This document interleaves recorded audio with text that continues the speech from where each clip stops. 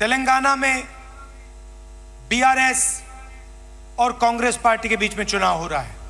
తెలంగాణలో बीआरएस की कांग्रेस మధ్యలో ఎన్నికలు జరుగుతుంది। बीजेपी को हमने परे कर दिया है, हरा दिया है। बीजेपी ऑलरेडी ఓడిపోయింది, అడ్రస్ లేకుండా పోయింది తెలంగాణలో। मगर एक बात याद रखिए, बीजेपी चाहती है कि बीआरएस तेलंगाना में जीते। గుర్తుపెట్టుకోండి, बीजेपी बीआरएस पार्टी తెలంగాణలో గెలవాలని కోరుకుంటుంది। ये दोनों एक साथ काम कर रहे हैं। बीजेपी बीआरएस కలిసి ఉన్నాయి, बीजेपी बीआरएस మిలాఖత్ అయి ఉన్నాయి, और इनके साथ एमआईएम भी मिली हुई है। వీళ్ళతో సహా ఎంఐఎం కూడా కలిసి ఉంది। अब देखिए, पार्लियामेंट हाउस में जो भी बीजेपी चाहती थी वो बीआरएस ने किया। पार्लियामेंट లో बीजेपी ఏం కోరుకుంటే बीआरएस దానికే మద్దతు పలుకుతుంది। किसान बिल में पूरा समर्थन दिया, पार्लियामेंट లో అన్ని చట్టాలకి बीजेपी की जीएसटी में पूरा समर्थन दिया। बीजेपी की అన్ని విధాలుగా పార్లమెంట్ లో बीआरएस మద్దతు పలుకుతుంది।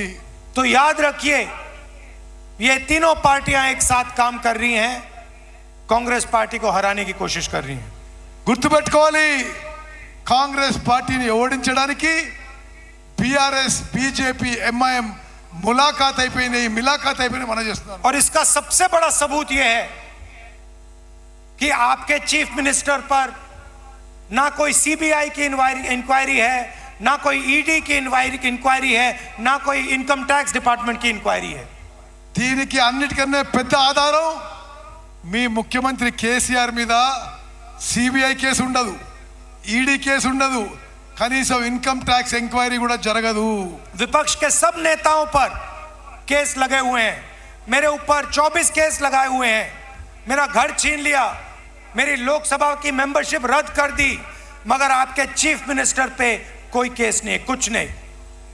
నన్ను ఈ కేంద్ర ప్రభుత్వం ఎన్నో విధాలుగా వేధిస్తుంది।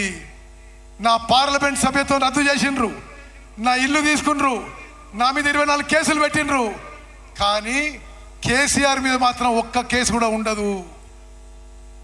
आप अगर बीआरएस को वोट देंगे तो आपका वोट बीजेपी को वोट होगा। बीआरएस की ఓట్ వేస్తే అది బీజేపీకి ఓట్ వేసిన సమానం అని చెప్పి మనం చేస్తున్నాను। हमारी बीजेपी के साथ विचारधारा की लड़ाई है। మాకు బీజేపీతో మా ఆలోచన విధానంలో మా సెక్యులర్ కోసం కొట్లాడుతానని చెప్పి మనం చేస్తున్నాను। आप देखिए, पूरे देश में बीजेपी कांग्रेस पार्टी पर आक्रमण करती है। మొత్తం దేశంలో బీజేపీ కాంగ్రెస్ పార్టీపై యుద్ధం ప్రకటిస్తుంది। हमारे नेताओं पर आक्रमण करती है, हमारे ऊपर केस डालती है। మా నాయకులపై దాడి చేస్తారు, మాపై కేసులు పెడతారు। क्योंकि वो जानते हैं कि कांग्रेस पार्टी विचारधारा की पार्टी है और हम बीजेपी के साथ कभी कॉम्प्रोमाइज नहीं कर सकते हैं। ఎందుకంటే వాళ్ళకి తెలుసు, కాంగ్రెస్ పార్టీ సిద్ధాంతాల party, ideology party, secularism party, ఏనాడు కూడా కాంగ్రెస్ బీజేపీతో కాంప్రమైజ్ కాదు, కాబట్టి మమ్మల్ని నిరంతరంగా అటాక్ చేస్తుంటారు।